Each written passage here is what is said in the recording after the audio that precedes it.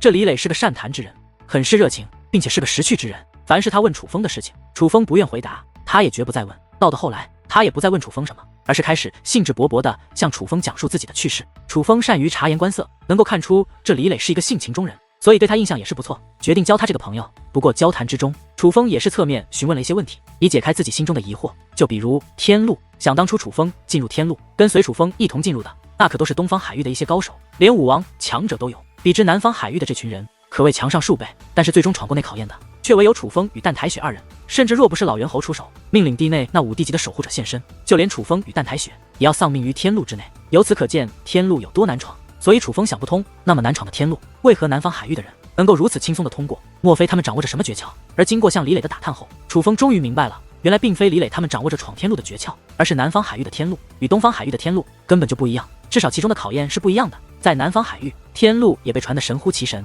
但是进入其中后，考验简单的离谱，几乎只要有着天5境的修为，就可以轻轻松松的通过天路。所以此次李磊他们，凡是进入天路的人，几乎全部成功通过，没有一人出现意外。除了这些，楚风还了解到，在南方海域最顶尖的强者就是武王境，在南方海域被誉为第1强者的，竟然只是一位2品武王。2品武王，哪怕如今的楚风只是9品武军，但想要收拾寻常的2品武王，那也是轻轻松松。但2品武王竟然是南方海域的第1高手，并且还是近千年来最强的高手。由此可见，不仅南方海域的天路比之东方海域的天路要好闯，南方海域的修武者比之东方海域也是弱上了许多。可就在楚风与李磊相谈甚欢之际，这用餐的大殿之内却突然传来一声轰响，定目望去，原来是一个饭桌被拍碎了，而那出手之人是一名白衣男子。这白衣男子修为还可以，乃是4品武军，可以说是南方海域这群人中修为最高的一位。先前的桌子是他拍碎的，还有一个人也被他的威压震倒在地，但他此刻却不依不饶，正指着那位被他震倒在地的人破口大骂：尼玛的，你多少年没吃过东西了？死鬼投胎是不是？告诉你，吃饭别吧唧嘴，别吧唧嘴，你就他妈的不听，吃点东西，你他妈的比猪吃的都欢，比狗吃的都香，你发出这么难听的噪音，还不让老子吃饭了？沈浪大哥，对不起，对不起，我真不是故意的，只是这么多年习惯了，之前也没人说过我吃饭声音大，您今天这么一说，我突然之间改不过来，我真不是故意要影响您吃饭的。那倒卧在地的人赶紧爬起，但却不敢站起，而是跪在地上，向那叫做沈浪的男子磕头作揖。改不过来是吧？改不过来也要改，不然你这样多丢我南方海域的人，我们所有人的脸都被你丢尽了，所有人都会因为你矮别人一头，一别人一等。沈浪严厉地喝道：沈浪大哥放心，我一定会改，我一定会改的。那男子显然被吓坏了，对于男子的呵斥不敢给予丝毫的反驳。改当然要改，但我要你立刻改，来把这个给我吃掉。沈浪掌心摊开，便将洒在地上的一些菜吸入了手中，随后强行塞入男子口中，呵斥道：给我吃。男子身体微微颤抖，连眼泪都出来了，但却不敢反抗，只得当着众人的面跪在地上，忍着屈辱去咀嚼沈浪塞入他口中的菜。可是谁曾想，男子刚刚咀嚼了2口，那沈浪便直接一个耳光落下，将男子扇倒在地。强大的力量不仅使得那男子将口中的菜吐了出去，更是夹带着一小口鲜血一同吐了出来。叫你别吧唧，就他妈听不懂是不是？把地上的菜给我捡起来吃掉，记住别他妈吧唧，再吧唧我还打你。沈浪指着地上那滩已经咀嚼了几口，并且还夹带着血迹，让人只看一眼便感觉恶心的菜，再度呵斥道。对于这一幕，很多人都是面带冷笑，一副看热闹不怕事大的模样。就算有个别之人心有不爽，但却没有人敢表现出来，而是自顾自的吃饭，不忍再看那男子被沈浪欺辱的一幕。这沈浪可真是该死，不就是实力强一些吗？也不至于这么欺负人啊。楚风身旁的李磊愤愤不平的低声说道，他对于沈浪的举动很是反感，但只是天5、9重的他却不敢出手阻止，只能在楚风身旁碎碎念：李磊，你看这馒头如何？突然楚风将餐桌上一个香喷喷的大馒头拿在了手中，这馒头不错啊，乃是特殊食材蒸制，并且添加了有助身体的药物，虽看似普通的馒头，但这营养价值可非常料的，绝非寻常人能够烹制而出，至少是出自金袍界灵师的手段。不得不说，这青木南陵还真是了不起的大势力，连我们这种弟子能够吃到这种食物，乃是大手笔啊。李磊有鼻子有眼地说着，甚至说这番话的时候，脸上还有着几分荣幸，他已能拜入青木南陵这样的势力而感到荣幸。对于李磊的评价，楚风微微一笑，随后大嘴一张，一口大粘痰便吐在了那馒头之上，随后再度问道：这回呢，楚风兄弟，你这是？对于楚风此举，李磊满面吃惊，感到不解。而对于李磊那有些发懵的反应，楚风再度微微一笑，随后抡开胳膊，便做出了一个惊人的举动。只见他大手一挥，竟将手中的馒头丢了出去，并且那丢向的人竟是那沈浪。楚风出手的速度不是很快，可以说引起了不少人的注意，但是却又暗藏着玄机。几乎在所有人发现那迎面飞来的馒头之时，就当那沈浪发现不对，准备躲开之际，那馒头竟奇异般的加快。于是乎，只见惊人的一幕发生了，一个沾满粘痰的大馒头就在众人的目光之下，毫无意外地砸在了沈浪的脸上。这馒头虽然看着柔软，但自楚风的手中丢出后，却比铁块还要坚硬，落在沈浪的脸上，只听砰的一声闷响，那沈浪便是嗷的一声惨叫，与此同时，整个人侧飞出去，直到撞在宫殿的墙壁之上，才摔落而下。而当沈浪摔落而下之时，大嘴一张，不仅吐出了一大口鲜血，还外加6颗碎裂的大牙。最让他愤怒的是，当他摸向他那又青又肿的侧脸之际，竟然摸到了黏糊糊的东西。仔细一看，尼玛，那竟然是一大口粘痰！谁他妈扔的？如此耻辱，让沈浪勃然大怒，扯着脖子便对着众人大喊起来。可谁曾想，他话没说完，又一个盘子飞了过来，只听当啷一声，那盘子不但在沈浪的脸上摔了个粉碎，更是将沈浪砸得满脸鲜血，连鼻子都歪了。一个翩翩美男子就这样被砸了，毁容。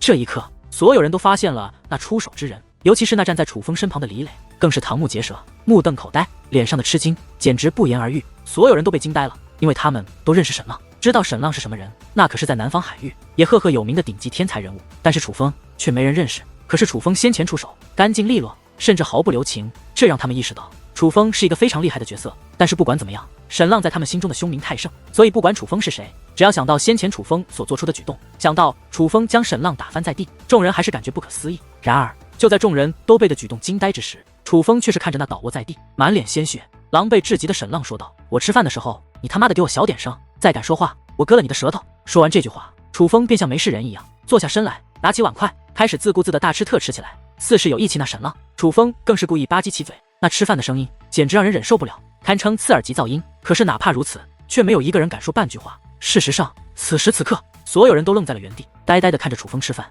脸上布满了又惊又恐的神色。缓和了好一阵，那沈浪才反应过来，他站起身来，摸了一下脸颊，看着自己那从脸上沾染的满手鲜血，沈浪气的身体都在发抖，但是他却没有多说什么，而是指着楚风说道：你有种，你他妈的给我等着！说完这句话，那沈浪便跑了出去。这一幕可以说是让人意外的，毕竟沈浪在南方海域凶名极盛，今日的举动着实有些掉了身价。但如果说沈浪的这番举动让人意外的话，那么他接下来的举动就更让人意外，甚至有些让人瞧不起了。沈浪出去没多久就回来了，只不过当他回来的时候，身边还多出了一位老者，这是青木南林的长老。原来这沈浪跑出去是向这位长老告状去了，是谁打了他？这位长老进来后，脸色很是凝重，指着满脸血迹的沈浪，严厉地质问道。这一刻，在场之人默不吭声，皆是缓缓地低下了头，没有人敢回答，同时甚至没有人敢看楚风一眼，似是害怕揭露楚风的罪行后，楚风会报复他们。胆小和懦弱在他们的身上表现得淋漓尽致。是我打的。然而尽管没人敢揭穿，但楚风却是站起身来，坦然承认。楚风站起后，那位长老将精神力扩散而出，覆盖在楚风身上，想要打探楚风的修为。但是只有五品5军的他，又怎能查探出楚风的修为？虽然没有查探出楚风的修为，但老者还是眼前一亮，意识到楚风并非寻常的角色，至少与此处的众人相比，楚风是一位出类拔萃之人。这不仅是修为，还有处事的态度，那种临危不乱、从容不迫的眼神，可是在场的其他人所不具备的。所以那长老并未对楚风如何，而是平静地问道：你为何打他？先前吃饭之时，他因他人吃饭声音略大，便出手教训对方，还让对方吃掉在地上的饭菜。我看不过去，所以出手教训了他一下。楚风指着那跪在地上满面泪水的男子，交代事情的经过。可有此事？听完楚风的话后，那长老看向沈浪，我沈浪犹犹豫豫，不知该如何回答。就在这时，那长老一个大袖甩开，响亮的耳光便落在了沈浪的脸上。这一巴掌可不轻，将沈浪扇的原地转了3圈，这才扑通一声坐在地上，一只手捂着自己的脸，一边无辜地看着那打他的长老，想要狡辩却又不敢狡辩。恶人先告状，敢做不敢当，有惹祸的本事，没担事的能耐，废物一个！长老指着地上的沈浪，狠狠地说出这句话后，便拂袖而去。至于沈浪，则不敢再言语，他站起身来，也不打算继续逗留，而是准备离去。站住！可是谁曾想，就在这时，楚风却是怒喝一声：你想怎样？事到如今，沈浪已经意识到了楚风的不简单，就连长老都偏袒楚风，他又敢如何？所以当听到楚风这声呵斥之后，他也是怕了。把地上的菜给我吃干净了再走，敢胜一力，我打烂你的头！楚风淡淡的说出这句话后，也不再理会那沈浪，而是坐下身来，继续埋头吃饭。看着那从容自得的楚风，沈浪犹豫许久，但最终他并未敢继续向外行去，而是走到先前他打翻的桌子前，将地上的饭菜全部捡起，随后便风卷残云般的大吃特吃起来。他吃得很快，眨眼间便将那一大堆饭菜吃完了。吃完之后，他擦了一下嘴，又恶狠狠地扫视了一眼众人，愤怒地吼道：看什么看？没看过吃饭啊！说完这句话，沈浪才转过身形，快步地走了大殿。见沈浪离开，李磊则是赶忙窜到了先前沈浪吃饭的地方，仔细观察一番后，他便忍不住放声大笑，并且越笑越开心，一边大笑一边冲着楚风说道：楚风兄弟，你牛了！这沈浪竟然真的吃了个干干净净，连一个米粒都没敢剩。听得李磊的话，楚风则是微微一笑，轻轻地擦拭了一下嘴上的油渍，随后便说道：诸位别愣着了，再不吃饭都凉了。话罢，楚风又走到那位先前被沈浪欺负的男子身前，将他搀扶起来，这才向殿外行去。见状，李磊也是紧随其后的跟了出去。在楚风与李磊走后，众人彼此互看一眼，这才坐下身来继续吃饭。只不过时不时的会有人看一眼楚风离去的方向，眼中满是敬佩的神情。楚风兄弟，等我一下。楚风走出吃饭的大殿，本想回自己的住所休息，不曾想那李磊却是异常兴奋的追了上来。李磊兄，有事？见李磊追来，楚风不解的问道。一个人无聊，不知我能去楚风兄弟那凑合一晚不？李磊单手挠头，有些不好意思的道。两个大男人，这有什么的？走吧，正好我也想跟你打听一下这青木南陵的情况。楚风说话之间便向自己的住所走去，而李磊也是一脸激动的跟了过去。由此可见，他很希望能与楚风的关系更进一步，成为不错的兄弟。之后，楚风又向李磊询问了一些关于这青木南陵的事，但是因为李磊地位太低，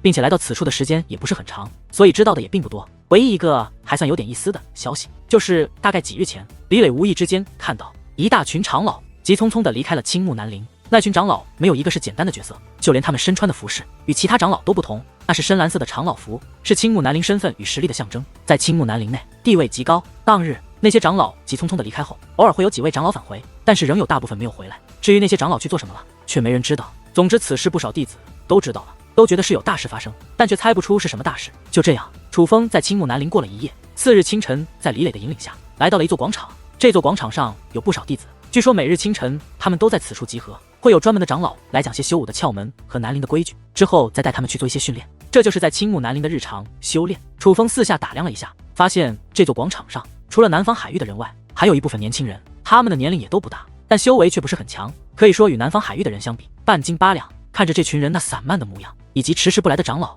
楚风似乎明白了，他们应该被列入了下等弟子之列，接受的培养也是偏下等的，这让楚风有些无语。早知如此，昨日还不如撒个小谎，说自己不是来自南方海域的了。不过仔细想想，楚风又安然了，这里毕竟是靠实力说话的，而楚风的实力又不弱，是金子总会发光。反正距离青木南陵向青木山推送优秀弟子还有一段时日，所以楚风倒也不急于一事。昨晚就是你当着众人的面让我哥哥出糗的。可就在这时，突然一道凌厉的女子声音响起，顺声望去，只见5名女子正站在自己的3米之外。这5名女子长得都不赖，修为也还可以，尤其是那名为首的女子，长得白白嫩嫩，还真有几分姿色，并且修为在这5名女子之中也是最强的，竟然有着2品5军的修为。只不过此刻这名女子柳眉倒竖，满面的怒容，正用那纤纤玉手指着楚风，似是有着什么冤仇大恨一般。你是谁？我认识你吗？楚风再度打量了这女子一眼，确定今日是第一次见面，自己绝对没见过这名女子，更不会有什么过节才对。楚风兄弟，这是沈浪的妹妹，叫做沈红，是南方海域出名的小辣椒，比沈浪还不好惹。就在这时，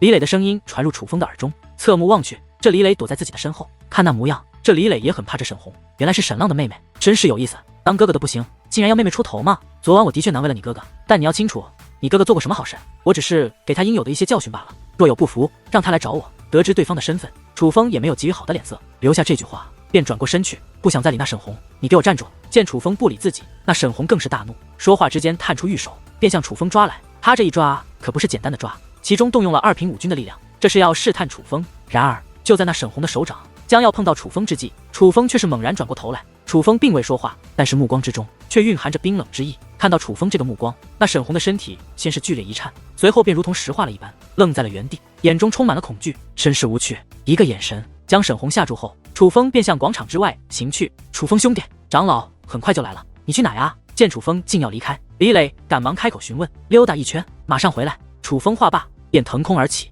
几个跳跃之间便消失在了远处的通天大树之中。沈红，怎么了？你就这么放过他了？而在楚风走后，沈红身后的4名女子也是凑了上来，满面不解地问道。听得4人的询问，沈红才缓过神来，她强行压制住自己那颤抖的身体后，才开口说出了5个字：此人不好惹。其实楚风并没有远离广场，但却来到了一座大树之巅，隐藏着气息注视青天。此刻楚风能够看见数位身穿蓝色长袍的老者正自青天而过，向南陵最中心的地带飞掠而去。他们的修为极强，最弱的都是5品5王，其中大部分都是5品5王之上，甚至还有接近5王巅峰的存在。这些人应该就是李磊所说在青木南陵身份与实力极高的长老。此刻这些长老应该是从外而回，他们的脸上满是沉重之色，似是背负着巨大的压力一般，携带着一种极为压抑的气氛，最终消失在了青木南陵的深处。这些长老反复出动，肯定是有重要的任务才对，只是不知道是什么事。直到众位长老彻底消失，楚风才喃喃自语，他之所以突然跑出来，就是因为察觉到了有一大群强大的气息正在靠近，所以才来一观究竟的。不过可惜他却未能发现什么，此行无果。楚风也不再停留，不管实力如何，但是假如那讲课的长老来了，他却不在，那也说不过去。于是楚风便尽快返回，再度回到了那座广场之上。只不过此刻的广场却已乱作一团，广场的中心围着一大群人，并且有些喧闹。隐隐约约间，楚风听到了女子的哭喊声和尖叫声，那好像是沈浪的妹妹沈红的声音。楚风兄弟，你总算回来了。见到楚风，李磊赶忙跑了过来，一脸的慌张。李磊兄，发生什么事了吗？楚风不解地问道。楚风兄弟，你快过去帮帮他吧，不然沈红就要到大没了。李磊紧张地说道。且说话之间，抓住楚风，便向那人群的方向飞奔而去。冲入人群，楚风发现，在人群的最中心有块空地，那里正发生着让人为之愤怒的一幕。一名修为在3品5军的男子，在另外3名修为同在3品5军的男子陪同下，竟当着众人的面强行扒着沈红的裙子，一边撕扯还一边抚摸，这明显就是在占沈红的便宜。沈红极力反抗，又哭又喊，又抓又挠，但却根本无济于事。先不说对方的修为比他高上1品，二人的战力也是相差甚大。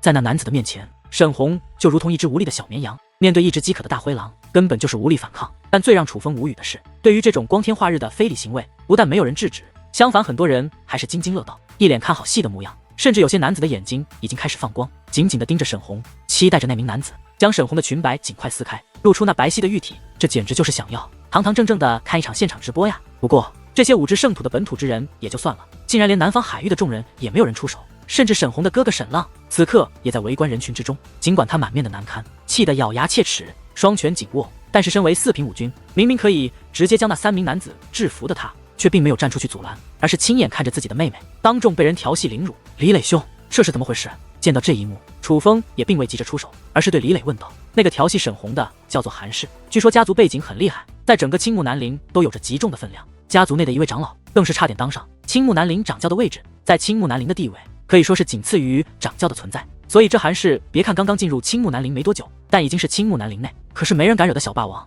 先前沈浪不知道这韩氏的身份，不小心碰到了那韩氏一下，还与韩氏发生了口角，韩氏爆出自己的身份，还让沈浪跪地认错。沈浪虽在南方海域作威作福，但是得知韩氏的身份后，也是不敢不从，本是准备跪地认错的。可就在这时，沈红出现了，还上前与韩氏理论。谁知道那韩氏竟如此不要脸，竟以沈红抓破了他的衣服为由，要以其人之道还治其人之身，非要当中撕掉沈红的衣服不可。你看他现在又摸又抓的，下面都一柱擎天了，这哪里是要撕烂沈红衣服这么简单，这简直就是要当众施暴，当着大家的面占据了沈红的身子。虽说这沈红平日里与那沈浪一样仗势欺人，并不招人待见，但毕竟是我南方海域的人，若是今日之事传出去，我南方海域所有人的脸都丢尽了。本来我南方海域的人在青木南陵就被人看不起，这今日之后，我们不是更被人看不起了吗？楚风兄弟，我知道我这个请求很无理，但是我希望你能出面去阻止一下那韩氏，起码保住沈红的贞洁啊！李磊诚恳地请求道。这事还不好办，去叫长老不就行了？楚风说道。实不相瞒，先前负责讲课的长老已经来了，但是见到这样一幕后，他连广场都没进就走了。本来我以为那长老是叫其他长老去了，可是现在他还没回来，依我看他是睁一只眼闭一只眼，当作没看见了。李磊说道。这么说来，此事连长老都不敢管，这韩氏的家族在这青木南陵的地位还真不低。以我这样一个弟子的身份，此刻若是站出去，你猜会怎么样？楚风笑着对李磊问道。我糊涂啊！楚风兄弟，是我糊涂，我只想着外人不管此事，咱们南方海域之中也就你有能力插手了，却没想过那韩氏可能因为你坏了他的好事，对你不依不饶，他也就算了，他家族的势力又那么强，就算韩氏将你置之于死地，那也不是不可能的事啊！我真糊涂，差点害死了楚风兄弟，我真是太他妈糊涂了。听得楚风之话，李磊瞬间反应过来，不仅后悔无比，更是抡起手掌对着自己的脸颊狠狠地抽了过去。看着李磊在数个耳光之下那已经开始涨红的脸颊，楚风突然出手抓住了他那猛扇自己的手臂。楚风知道李磊并非有心害他，只是此人热心肠，相比于南方海域的其他人还算有些骨气，所以就如他所说，他先前只想着怎么救沈红，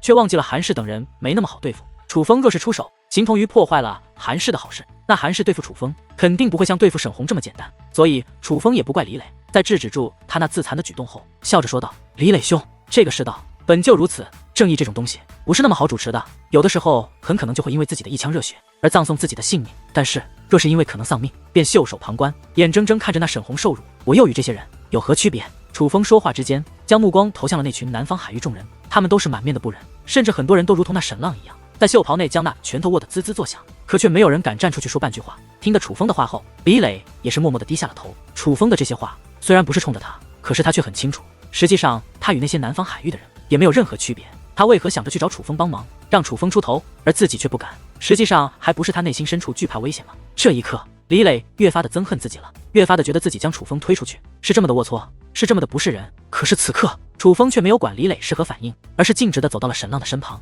抬腿一脚直接将沈浪踹趴在了地上。操你妈！谁他妈踹老子？本就窝着一肚子火的沈浪突然被人踹翻在地，这让他暴怒无比，还以为是南方海域之人所为的他，转过头来便扯着嗓子放声大骂：“是你！”只不过当他看到身后站着的人后，却是赶忙闭上嘴巴，将后面的话给硬生生的咽了回去，脸上取而代之的是又惊又恐的神情。因为经过昨晚之事后，他尽管对楚风很是憎恨，但是却发自内心的惧怕楚风，所以才会有这般反应。怎么了，沈浪？你就只会窝里横不成？竟然连自己的妹妹被人当众，你都不敢出手？别人也就算了，你这当哥哥的怎么也能坐视不理？要知道，你妹妹可是为你出头，才会落到这般田地。你仔细看看，那韩氏也不过是3品5军的修为，你个4品5军还斗不过他不成？你昨日砸饭桌，逼人吃剩饭的威风哪去了？你他妈的还是不是个人？我长这么大，还是第一次看见你这种窝囊废！看着那倒卧在地的沈浪，楚风很是愤怒地说道。听到楚风的话后，沈浪的脸色一阵青一阵白，非常的难看。最终，他抬起头对楚风说道：“你倒不是窝里横，那有本事你出去啊！你当哥哥的都不管，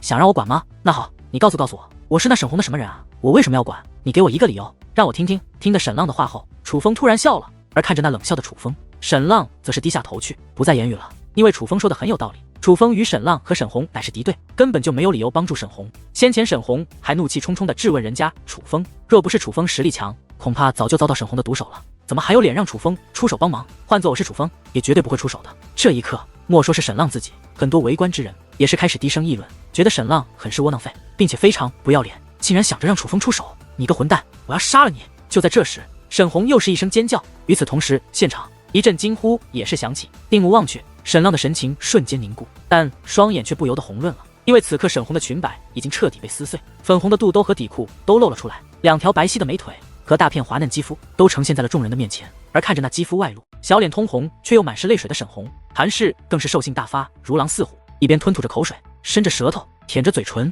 便摊开手掌，开始在沈红那白皙的肌肤上疯狂地揉搓起来。他的意图已经非常明显，就是当场施暴。但是哪怕韩氏做到了这种地步，却没有一位长老出现，看来是真没有人准备管此事了。可是谁曾想，就在沈浪以及南方海域的众人已经绝望之时，一阵脚步却自沈浪的身边经过，抬头观望，楚风正在向沈红与韩氏的方向行去，并且隐约间人们能够感觉到楚风身上所散发的杀气与怒意。楚风，你！沈浪呆住了，他不是傻子，能够看出楚风是要出手了。可是他想不通，楚风为何要帮他们。此刻的楚风已经快走到了韩氏与沈红的身旁，听到沈浪的声音，侧过头来微笑道：“这就是我与你的区别。”话罢，楚风猛然转身，瞬息窜到了那韩氏的身前，并且猛然一拳落下，便砸在了韩氏的脸上。楚风的这一拳非常的有力，将那伸出舌头想要强吻沈红的韩氏如同沙袋一般打飞出去。韩氏猝不及防，被楚风一拳打出数百米，又因为先前舌头在外，牙齿猛然闭合之间，险些没将舌头咬下来。虽然舌头是保住了，但是却是满口的鲜血，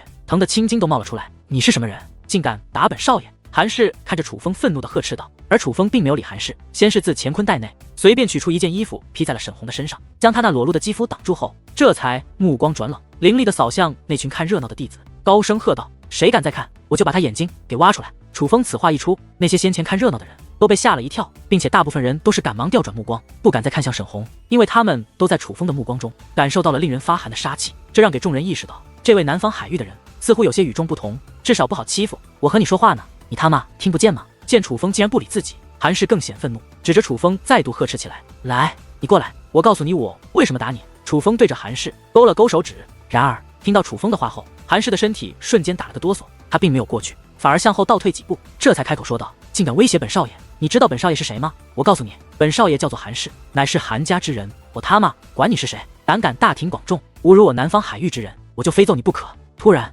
楚风动了，他速度极快，瞬息而至，并且韩氏还没反应过来，楚风已是抬手一拳再度砸在了韩氏的脸上。这一次楚风的拳头是从上向下砸的，所以并没有将韩氏打飞，而是直接将韩氏砸趴在地，并且一拳过后，楚风紧接着又是一拳，只见2个胳膊来回摆动，数道拳影上下纷飞，最终全部落在了那韩氏的身上。竟敢打本少爷，你这是他妈不想活了？有种你就继续打，让你活着走出青木南陵，我韩氏以后就随你姓。被楚风当众暴打，韩氏感觉颜面尽失，愤怒不已。起初暴怒无比的他不断的威胁楚风，但是到了后来，连下巴都被楚风打碎了，只能呜啊个不停，任由楚风对其进行暴打。至于那些围观之人，则是一个个的目瞪口呆，他们张大着嘴巴，呆呆的看着楚风狂扁韩氏，却没人敢说话，几乎全都被吓傻了。因为在这青木南陵之中，敢有人这般暴打韩家之人的，楚风绝对是第一个。但是此时此刻，要说心情最为复杂的，却要数沈浪。看着楚风不仅为自己的妹妹出头，并且还敢在知道韩氏的身份后，这样不顾后果的暴揍韩氏，他的心里别提多难受了。他为何难受？因为他不由自主地想起了自己想起自己明明可以制止韩氏，却因为畏惧韩氏身后的家族而不敢出手，眼睁睁地看着自己的亲妹妹被韩氏8-1，不得不说，这样的他与楚风形成了一个鲜明的对比。这一刻，他终于明白了楚风与他的区别。住手！不过，楚风打了韩氏还没多久，突然一道厉喝便响起。听到这声厉喝，楚风也是暂时停手，顺身观望。有5名长老已经出现在了广场之上。这5名长老修为不算弱，都是武王境，不过其中2位是1品武王，还有2位是2品武王，最后一位为首的黑发长老乃是一位3品武王。虽然修为不弱，但是他们的脸色可并不好看，此刻可谓是满面怒容，那种眼神简直恨不得杀掉楚风一般，并且其中几位还会时不时的看一眼楚风身下的韩氏，眼中有着几分心疼之色。这种微妙的变化让楚风意识到，这5名长老就算不是韩家之人，多半也是与韩氏有着一些关系。而在楚风自己觉得，他们多半就是韩家的人了，并且楚风还发现，在这5名长老的身后还跟着3名男子，这3名男子与韩氏是一伙的。先前在韩氏挨打的时候，他们并未说话，更未出手，而是悄然离开，原来是找长老求助去了。果不其然，当看到这几名长老后，韩氏如同看到了救星，跌跌撞撞地爬起身来，扑倒了那位黑发长老的面前，满眼泪水的支支吾吾叫唤个不停。而看着鼻青脸肿，连下巴都被打碎了的韩氏，那名黑发长老更是大怒，指着楚风便呵斥道：“为什么打人？你以为这里是什么地方？我为什么打他？那你要先问问他。”楚风知道对方来者不善，多半不会放过自己，所以回话的态度也并不友好。放肆！等下我自然会问他，但是我现在再问你，你最好给我老实回答，否则肆意殴打同门，这可是重罪。那名黑发长老再度喝道，态度十分恶劣。这韩氏大庭广众之下强行非礼同门女弟子，我看不过去，出手制止罢了。楚风回道：“强行非礼女弟子这件事有谁看到了？”那长老剑眉倒竖，怒目瞪圆，扫向在场之人。而对于他这满是威胁的目光，众人自然是退避连连，不但没有人敢开口说话，甚至还默默地摇头，表示没有这回事。这受害人就躺在这里，你们都瞎了不成？见众人竟然这般，楚风愤怒地指向了那倒卧在不远处，身上还披着自己给的衣服的沈红。看到这沈红，那长老倒竖的剑眉微微皱了2下。毕竟沈红此刻的悲惨模样，是个人都能看出，他的确是遭受过了一些。不过那位黑发老者倒也并未太过慌张，而是走到沈红的面前，以一种极为凝重的说道：“他说的可否属实？可是韩氏强行非礼于你，你要老实回答。若是敢诬陷的话，那可是杀头的重罪，我青木南陵不留人品有问题的弟子。”长老的这番话语气非常重，甚至蕴含着杀意，他这威胁的韵味太明显了，但却没有人敢多说什么。事到如今，几乎所有人都看出这几位长老就是韩家的人，他们来此就是替韩氏出头，来收拾楚风的。谁要是敢帮楚风说话，那绝对是找死。在这长老的威胁下，沈红抬头看了看韩氏，又看了看替他解围的楚风，最终他并没有说话，而是低下头去摇了摇头。见沈红竟然摇头，楚风也是气得不轻，若不是为他出头，楚风怎么会惹上这样的麻烦？虽然出头楚风心甘情愿，并未想过那沈红回报他什么，但是也没有想到这沈红会这般，这简直就是在帮着韩氏对付他。这回你还有什么好说的？不但殴打同门弟子，还敢诬陷同门弟子，单凭借这2条，我就可以取你的狗命。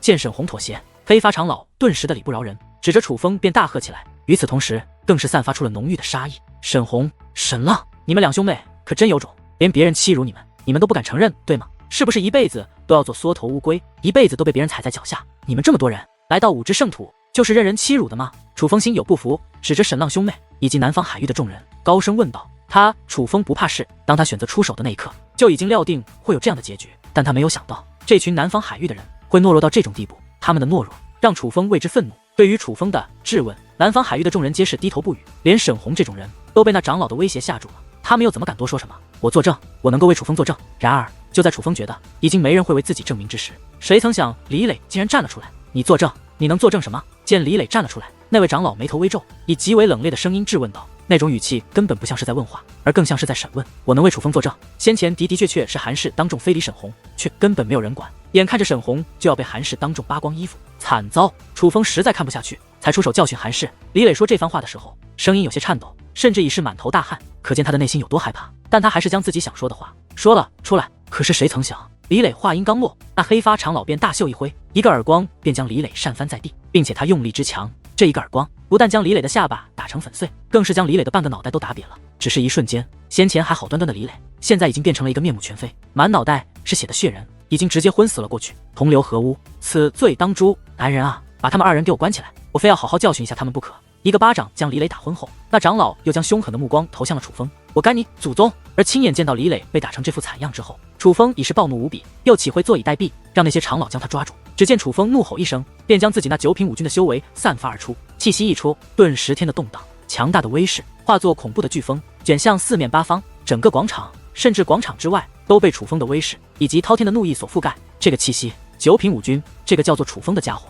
竟然是位九品武军。感受到楚风那肆虐的气息以及凶猛的杀意，在场之人皆是面容大变，一个个倒退之间，连身体也是忍不住颤抖起来，都被楚风的威势所震慑到了。尤其是沈浪等南方海域之人，那脸上的震惊之色和难以置信，更是显而易见。他们之前都意识到楚风很不简单，但却万万也没有想到楚风会这么强，强到已经踏入了九品武军的地步。九品武军，这在南方海域可是唯有老一辈的顶尖强者才能踏入的境界，在他们同辈之中，根本没有人能够踏入这一境界。竟然是九品武军！事实上，莫说是他人，就连那位针对楚风的黑发长老，此刻也是眉头紧皱，脸上涌现出复杂的情绪，因为他怎么也没有想到，这个来自南方海域的年轻人会有这样的修为。九品武军，就是放眼他整个青木南陵，能够踏入这一境界的也是不多，并且那些踏入九品武军的弟子，年龄也都要比之楚风大上些许。可以说，如同楚风这样年纪轻轻便踏入九品武军的，哪怕是在他青木南陵，也是绝无仅有。这让黑发老者意识到了不妙。虽说他韩家在青木南陵的位置极高，但是说到底，他青木南陵的存在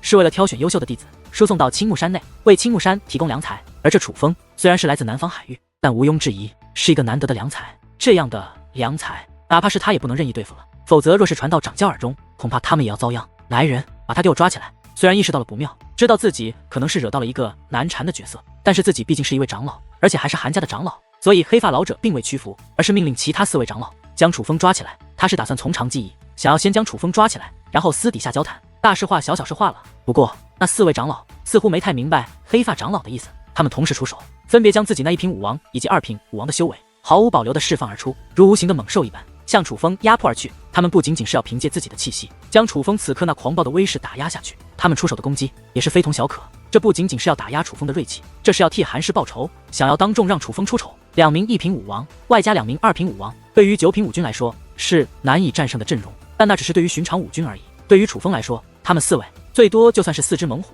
虽然强横，但却完全就是送死，因为楚风可是强如蛟龙，你们全都要死。突然楚风动了，他怒意滔天，杀气逼人，身形猛然移动，就如战神觉醒，顿时虚空摇晃不定，狂风四下吹动，不但避开4位武王的攻势，更是如同鬼魅一般跃入了4人的中央。与此同时，磅礴的武力释放而出，从无形化有形，幻化成4只大手，4只大手爆射而出，直接将那4位武王抓在了手中。那大手并非武技，可以说只是楚风对武力运用的一种手段，但却威力强横，直入内心。在那大手的紧握下，4位武王顿时感觉浑身无力，就如同全身的力量全部被抽走了一般。莫说继续对楚风发动攻击，此刻根本连反抗的力量都没有。但这还不算糟的，最糟糕的是，当楚风凭借武力大手将4位长老抓住后，便在半空之上一跃而起，来到一座大树前，挥动着那武力手臂，将4位韩家长老疯狂地砸向了那棵通天大树。这些大树虽然粗壮通天，但毕竟是树木，为了保护它们，青木南陵还是在每棵大树之上布置了强横的守护结界。在结界的庇护下，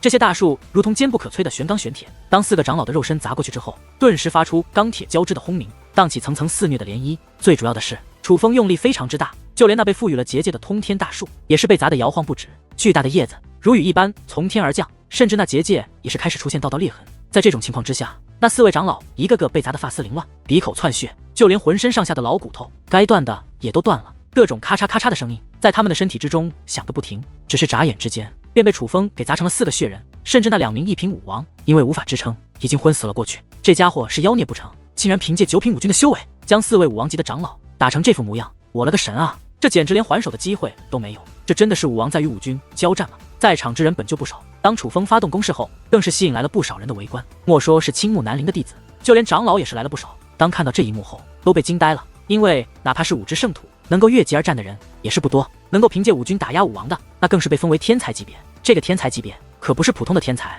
而是在5只圣徒也能得到公认的天才。你们仔细看，那不是韩家的长老妖，这个家伙究竟是谁？竟然敢以弟子的身份当众殴打韩家的长老，这也未免太疯狂了！哈哈，爽，真是太解气了。韩家之人仗着在青木南陵人数众多，仗着韩晴雨为青木南陵的刑罚长老执掌刑法大权，便仁义望卫，以下犯上，几乎没有他们不敢欺负的人。今日我看他们是惹上茬子了，此子年纪轻轻便有这般修为，并且战力超然，乃是一位天才。依我看，定然是出身不凡之辈，否则怎敢当众暴打韩家之人？哈哈，真是太过瘾了！想不到韩家之人也有今天啊！后来者不知究竟发生了什么，但却认出了韩家之人。想到以往韩家之人横行霸道欺辱他们的时候，一个个的便感觉畅快淋漓，都觉得楚风打得好，打得过瘾。若不是估计韩家实力太强，他们绝对会拍手叫好，为楚风呐喊：住手！快快给我住手！不仅殴打同门，竟然还以下犯上，殴打长老！你是不想活了不成？那位黑发长老万万也想不到楚风的战力会如此强横，殴打他韩家2位1品武王和2位2品武王，就如同殴打狗崽子一般轻松，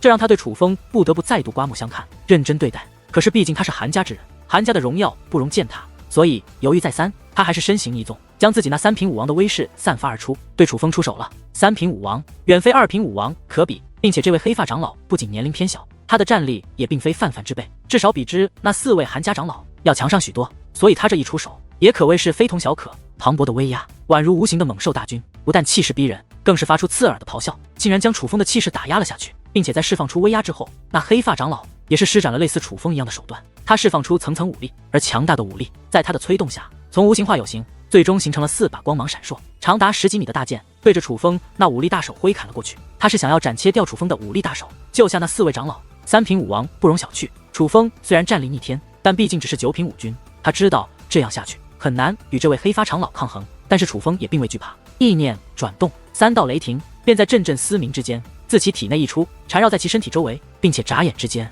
形成雷芒四射的铠甲，将楚风的肉身覆盖笼罩。雷霆铠甲一出，楚风的修为也是瞬间提升，在众目睽睽之下，从9品武军提升到了1品武王的地步，修为攀升，楚风整个人的气息变得完全不同。武军与武王的区别在于武力与王级武力的强弱，楚风踏入武王之后，为他所控的武力也变成了王级武力，所以先前还威胁极大的4把武力大剑，此刻在楚风的眼中已是不堪一击。只见楚风暴喝一声，随后五指摊开，顺势一掌轰出，顿时气浪滔天，层层气浪宛如可以摧毁一切，所过之处虚空寸裂，那4把武力大剑更是被直接轰成了粉碎。竟然掌握着如此手段，能够直接从武军踏入武王，此子真的是南方海域来的人吗？南方海域何时出现了如此厉害的角色？这简直是我武之圣土也少见的天才啊！亲眼目睹楚风使用雷霆铠甲后的变化，黑发长老再度大惊，可以说楚风所展现的实力一次又一次的挑战着他的承受神经。但是不管怎样，韩家的荣耀不容践踏，哪怕楚风是在难得的天才，他也不能任由楚风当众欺辱他韩家之人，所以他单手打绝，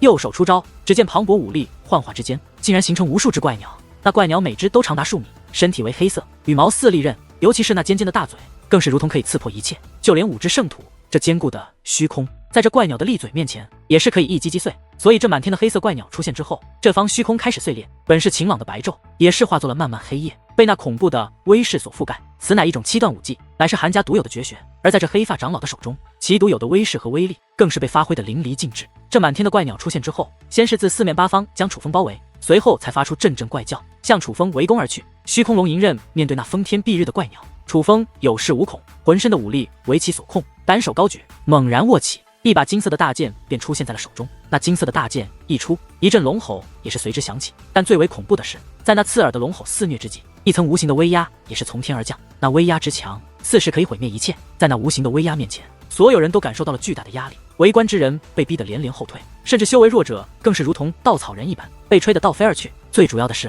在这股威压的面前，就连那强横的黑色怪鸟也是遭受到了毁灭性的打击，竟在阵阵怪叫之中，身体撕裂开来，最终如雾气一般烟消云散。老东西，竟敢将李雷打成那个模样，今日我让你血债血偿！在将怪鸟武技破解之后，楚风并未继续坐以待毙，他身形一纵，手握虚空龙吟刃，携带4位韩家长老，便掠向了那黑发长老。楚风速度之快，瞬息而至，别看只是1品武王，但他的速度就连3品武王也不敢大意。不过眼下楚风最恐怖的却并非是速度，而是他的攻势。那虚空龙吟剑在楚风的手中被发挥的淋漓尽致，这已经并非是简单的武技，更并非是简单的兵器，而就像是一把锁人魂魄的利刃。你这家伙！在楚风的攻势之下，那黑发长老也是脸色大变，眼中充满了恐惧，因为眼下的他不仅陷入了被动，更是被楚风那千变万化的攻势给封锁住了一切反击的手段。眼下的他就连施展武技和祭出兵器的时间都没有，能做的只是不断的闪躲，躲避楚风的攻击。事实上，就连闪躲的机会都没有了。什么叫做一招大义成千古恨？这黑发长老绝对是一个活生生的例子。凭借他的实力，若是与楚风全力而战，哪怕是楚风也是无法轻易获胜。但是就是因为他的大义，从而被楚风抓住了机会。哪怕他还有着无数种更为厉害的手段，但楚风不给予他施展的余地，他也是完全没有办法。此刻的黑发长老就像是一只被捆绑的严严实实的猛虎，哪怕有着尖牙利齿和凶猛的气力，却也无从施展，难受到想死。突然，楚风手中的虚空龙吟刃猛然刺出，只见一道金光一闪而过，一道血花也是在空中溅射。当人们反应过来之际，只看见那黑发长老的手臂已是随着血花飞出。楚风这一剑竟斩断了那黑发长老的一条手臂。你个小畜生，我飞宰了你不可！断臂之痛让黑发长老疼得龇牙咧嘴，也因此丧失了理智。愤怒不已的他不仅对着楚风怒骂，更是出言威胁，就连滔天的杀意也是自他身体散发而出。此刻若是有机会的话，他也许真的会杀了楚风，但是楚风却并没有给予他这个机会。只见楚风手中的龙吟刃再次挥动，只听咔嚓一声，又是一道血花溅起。那黑发长老的另一只手臂又被楚风给斩了下去，并且当那断臂被斩掉之后，楚风又是连着数剑将那条断臂给切了个稀巴烂。你个畜生，我定要扒你的皮，抽你的筋，将你碎尸万段！看着自己那被斩切成粉碎的断臂，黑发长老气得咬牙切齿，连心肝肺都快要气炸了。因为楚风这可是当着众多弟子和长老的面将他的手臂斩断，这不仅仅是对他的侮辱，还是对他韩家的威严，活生生的践踏。事实上，莫说是那黑发长老，此刻所有围观之人都被楚风的举动所惊呆了。因为此刻楚风的举动已经不仅仅是教训韩家长老这么简单，这简直就是要将他大卸八块。没错，楚风真的是要将那黑发长老大卸八块。暴怒的楚风什么事情都做得出来，尤其是那黑发长老当着楚风的面将李磊打成重伤，这楚风就绝不能忍。所以在那金光飞掠之间，黑发长老的肉身便开始血花四溅，不断分离。到的最后，当楚风落地之际，那黑发长老就只剩下了一个身躯，脑袋、四肢全被斩断。事实上，就连他的身躯也是血肉模糊，甚至露出了根根白骨，看上去异常恐怖。你要做什么？不过哪怕此刻自己被斩切的面目全非，但那黑发长老的脸上有的却并非是愤怒，而是恐惧。因为眼下楚风的手中的金色大剑已然再次举起，而那锋利的大剑对准的位置竟是那黑发长老的丹田之处。这位弟子不要啊！斩杀长老，这可是杀头的大罪。见楚风竟要下杀手，也有好心之人开口劝阻，可谁曾想楚风竟然油盐不进。他一边高举手中的金色大剑，一边以威压束缚住黑发长老，冷声说道：身为长老，不但不为弟子主持公道，反而徇私枉法，威胁弟子，殴打弟子，甚至想置弟子于死地。你的所作所为，该杀当诛！话罢，楚风手中的金色大剑猛然落下，只听扑哧一声，便插入了黑发长老的丹田之处。随后金色大剑微微颤动，一层狂暴的涟漪便自黑发长老体内四射开来。只听砰的一声闷响，血花四溅之际，那黑发长老已是粉身碎骨，死于非命！你这个该死的畜生，竟敢杀我韩家之人，我要杀了你！而眼睁睁地看着黑发长老被杀，韩家的另外4名长老也是勃然大怒，他们不仅满面怒容，更是双眼血红，那通红的双眼之中散发着浓烈的杀意。若是可以，他们恨不得用目光便将楚风杀死。今日的确有人要死，但绝对不是我，而是你们。对于那4位韩家长老的威胁，楚风冷然一笑，随后眼中寒芒一闪，只听砰砰砰砰4道闷响连绵响起。那4位先前还威胁楚风的韩家长老，便被楚风所凝聚的武力大手硬生生地捏成了粉身碎骨，死得彻彻底底。将韩家5位长老斩杀之后，楚风对着广场探出手掌，一股狂暴的吸力倒流而出，便将那满头鲜血已经昏死过去的李磊给吸入手中，抗于肩头。之后，楚风脚下步伐闪烁，施展出一空术，便向他记忆中的出口飞奔而去。楚风知道自己闯下滔天大祸，所以从一开始就没打算继续留在青木南陵，他准备就此开溜。你休想逃走，我韩家绝对不会放过你的！可谁曾想，楚风刚刚迈开2步，身后便传来一声呼喊，回头观望，原来是韩氏。此刻韩氏仍然满脸鲜血，但是他那被楚风打碎的下巴竟然已经痊愈，并且在他的身后还站着一大群年轻的男女，他们应该都是韩家之人，否则不会都指着楚风骂骂咧咧。显然是楚风杀了他韩家的5位长老，激起了他们的怒火，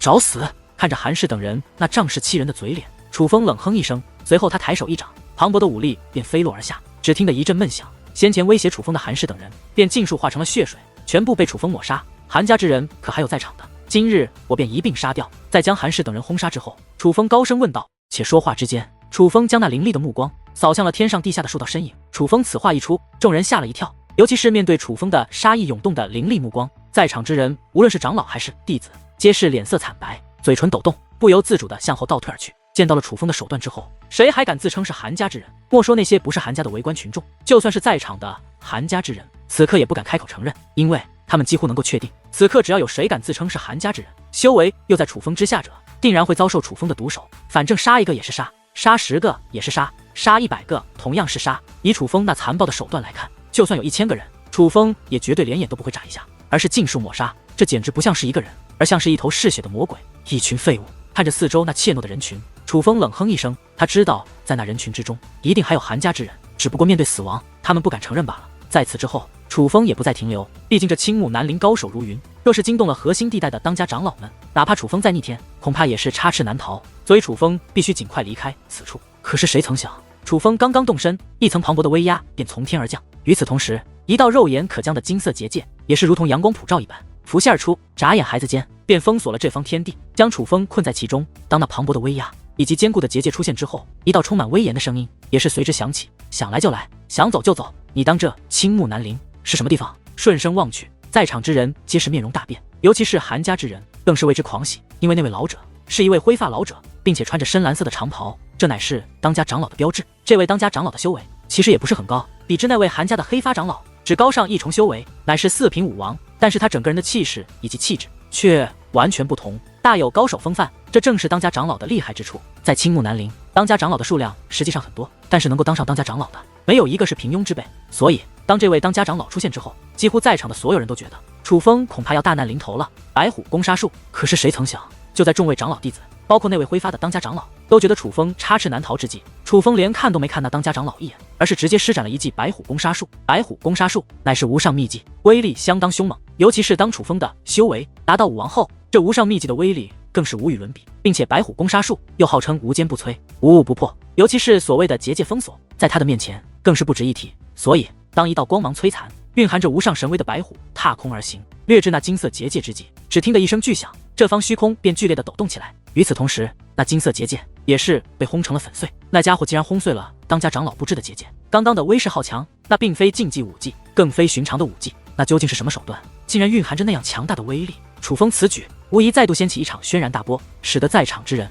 无论是长老还是弟子，都被惊得目瞪口呆。他们怎么也想不到，哪怕是当家长老的防御结界，楚风也能一击破。至少在整个青木南陵之中，至今为止还没有一名弟子能够做到这一步，哪怕是最强的弟子也不行。但是楚风这样一位众人都不认识的弟子却做到了，这叫人们如何能不吃惊？这种感觉莫非是秘技？事实上，莫说旁观之人，就连那位挥发的当家长老此刻也是眉头微皱，眼中涌现出一抹意外的吃惊之色。青龙极行术。然而就在场之人皆是沉浸在楚风那白虎攻杀术的威势之下时，楚风却是脚下青光闪烁，最终凝聚成一条栩栩如生的青色巨龙。青龙极行术一出，顿时一声龙吼震天下。龙吼之后，龙躯摆动，只见一道青光掠过，楚风已是飞掠而出。青龙极行术的速度简直快到可怕，这种感觉竟又是一种秘技。此子竟然掌握两种秘技。灰发长老是位识货之人，认出了白虎攻杀术与青龙极行术皆是秘技。此刻的他震惊不已，似乎已经忘记了楚风斩杀了许多长老与弟子之时，一边施展出强大的身法武技追赶楚风，一边高声呼喊道：“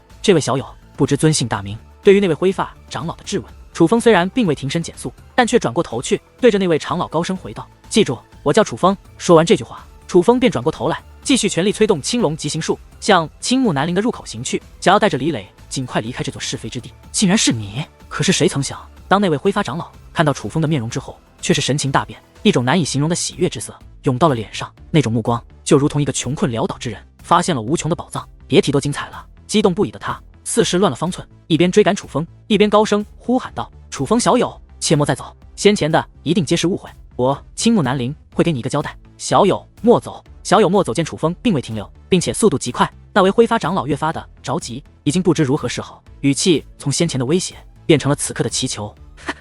这个老头实在太有趣了，竟然想用如此低劣的方法将你留住，难道当你是傻子不成？对于灰发长老的变化，蛋蛋被逗得哈哈直笑，觉得这灰发长老的手段实在太过幼稚。谁知道这长老怎么回事？总感觉有些奇怪，尤其是刚刚看到我的模样之时，似乎受到了不小的刺激。莫非他真的认识我？不过相比于蛋蛋，楚风却陷入了深思。他觉得这位灰发长老在看到他的面容后，产生了不小的变化。如今的他，并非像是怕他逃跑，而是怕他离开。此刻并不是在耍手段，更像是诚挚的挽留。楚风小友，我知道你来自南方海域，你闯过了我青木南陵布置的测试阵法。我青木南陵的掌教大人已经知道了楚风小友的绝世天赋，只是奈何我等过失，才与楚风小友失之交臂。掌教大人因此大发雷霆，限我等10日之内，无论如何也要找到楚风小友。若是10日之内找不到，我等都将大祸临头。我等苦寻多日无果，万万没有想到，楚风小友已经阴差阳错地进入了我青木南陵，而我等竟然没有发现，这当真是我等的过失。若是今日楚风小友离开，而今日之事又被掌教大人知道，那我等定将吃不了兜着走，恐怕会有杀头之祸。